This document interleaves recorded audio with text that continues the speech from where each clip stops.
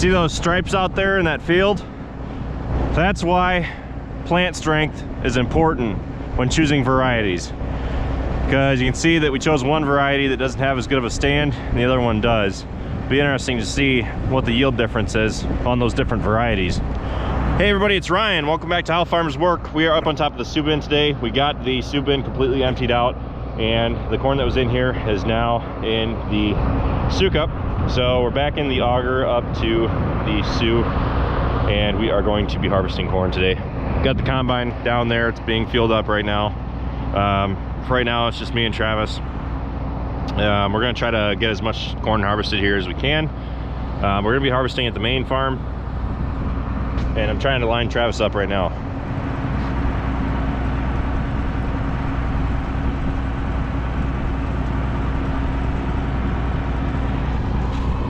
We're trying to get it into that spreader.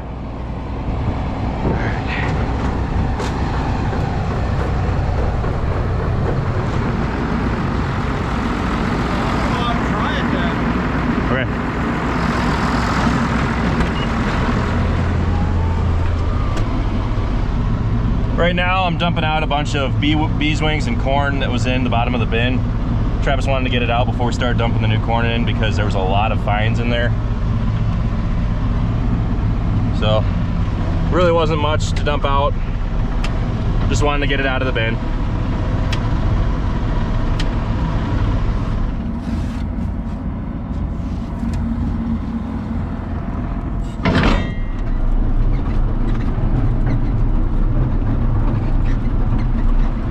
Welcome to the land of the frozen tundra.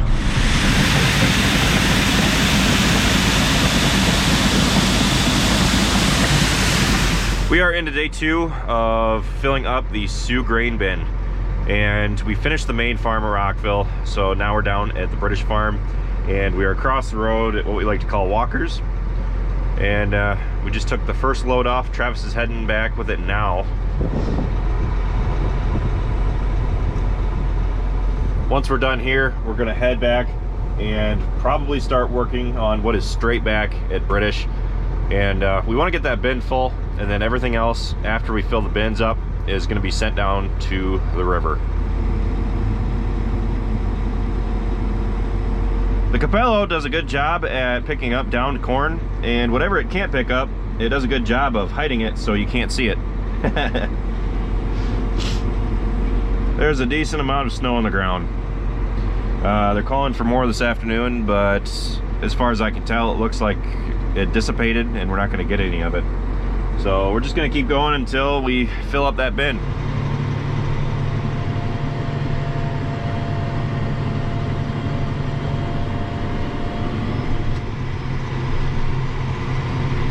We're straight back down at Travis's place now. You can see Dad off in the distance out there.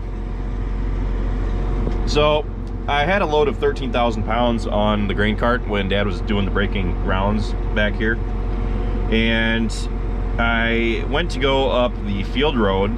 There's a hill just down over here, and it's fairly steep. Now 13,000 pounds isn't very much, and it was just one dump from the combine that was on the grain cart, and the 82 struggled to pull it up that hill with the snow on the ground because it just couldn't get traction. So I'm gonna be going through the gate up here through the pasture and loading Travis up front. But this part back here is just kind of difficult until you can kind of get everything opened up, because especially like on the first round, Dad'll pretty much just make one round before he has to dump. So I just gotta keep a close eye on him and watch where he's at.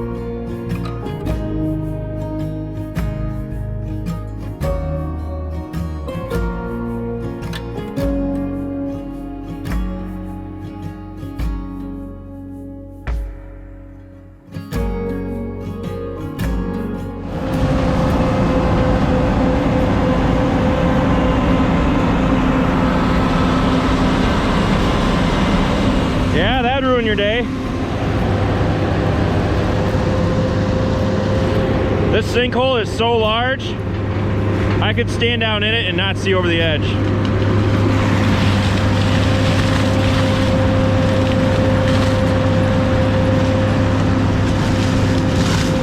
Let's go have a look at the other one.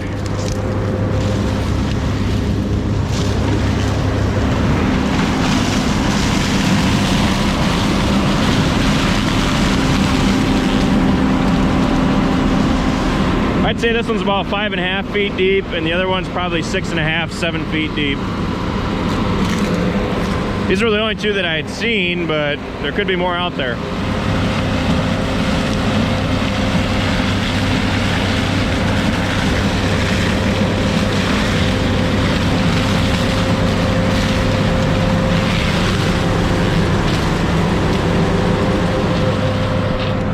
Now, sinkholes are particularly great places to dump rocks. So if you got a bunch of rocks that you've been holding, these are good places to store them. These two sinkholes actually aren't new. We've had these open up before. These have already been filled. So for those of you who don't know what these sinkholes are from, back in the 1800s, lead mining was very popular in southwestern Wisconsin.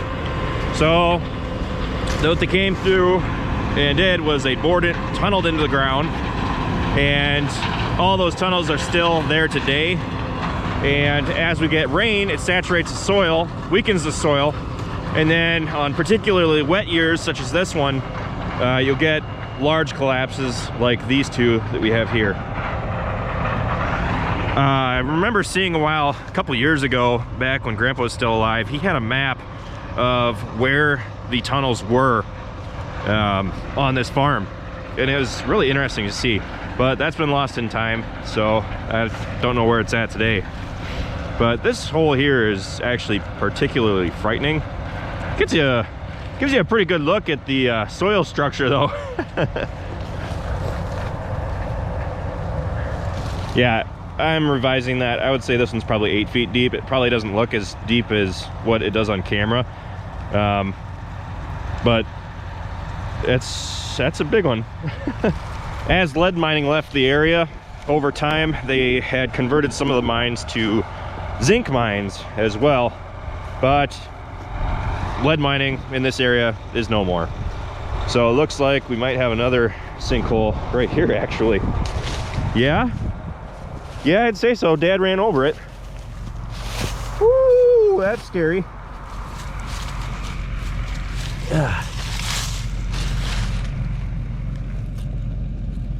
Yeah, that's a that opens up. That's another sinkhole right there. And when Dad drove over this, it made a depression, as you can see. In some of my videos, you guys might hear me talk about how important it is that we harvest these farms during the day. That's the reason.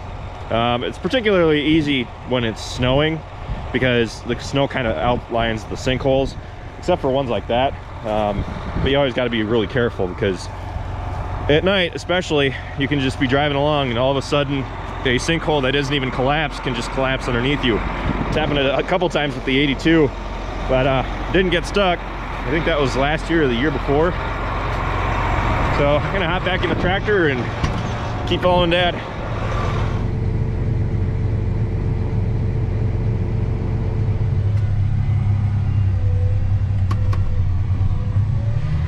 Some of you were asking if the Unverferth has saved us time, and it definitely has.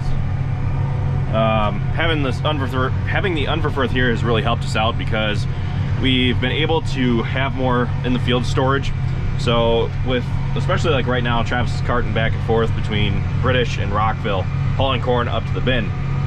Well, typically we don't have as much field storage, so when I get full and Dad fills up, he has to stop.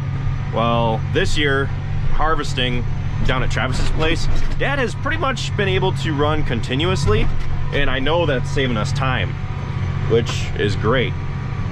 So I'm heading up to Travis right now. Got a load on the Unverferth, about 31,000 pounds. Travis can haul about 24,000 in a single haul. It's starting to snow harder and harder, so we'll see. I don't think we're gonna be able to finish this tonight, but I really think we're gonna be able to finish this tomorrow, provided that we can get all of the corn moved. I don't know how full the bin is right now. Man, just gotta take it slow out here.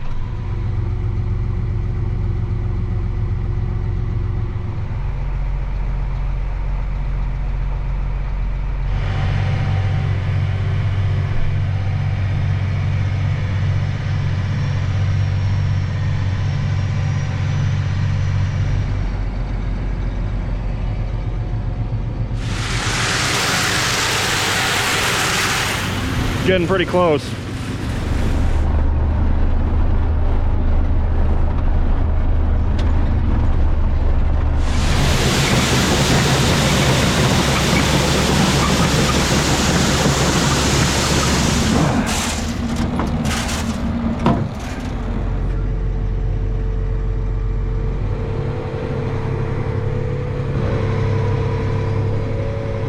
Luna. Hey, baby. We've got just a few more acres to go down at Travis's place before we are completely done with this farm. So the bin is pretty much full. From this point on, the remainder of harvest, I am going to be hauling with the truck out of the fields. So Travis is going to be running the 82 from this point on. It's been a pretty good balance, I think. I've still gotten to run the 82 a lot this fall. One of my main concerns when I bought the truck was like, am I going to be running the 82 that much? And I've been doing it quite a bit. So we've got a limited time left with the Unverfirth, so we're trying to make a push to get everything done before we have to send this back, because someone, I think, saw it on YouTube and said they wanted this cart. So that's pretty cool that this cart sold just from being on YouTube, or at least I think it had. So we're gonna keep using this. Hopefully we can get done with harvest before it has to head down the road, but we'll just have to play by ear and just wait and see. We've now got both of the bins at the main farm full, and we thought that this was gonna fit in there, but it didn't. So what we're gonna do is take the load that I've got on here and load it on the truck, and hope that we can at least get everything into the grain carts, and then we can be done with British, and that'll be another farm down. So I'm gonna head back to Rockville, and Dad's still harvesting right now, but for how much he's got left, I think we might be able to fit it all in, and then I can take the truck down and sell whatever's left over. Now we've got British completely harvested. There was an extra 2 loads of Dad's that were remaining down there. Now the last farm of Dad's that he has remaining is Burton, and we've still got Travis's fields to go, and we're pretty much all done with mine except for my 11-acre field, which is probably going to be harvested real soon. So anyway, be sure to stay tuned, and I'll keep you guys in the loop. Thanks for watching.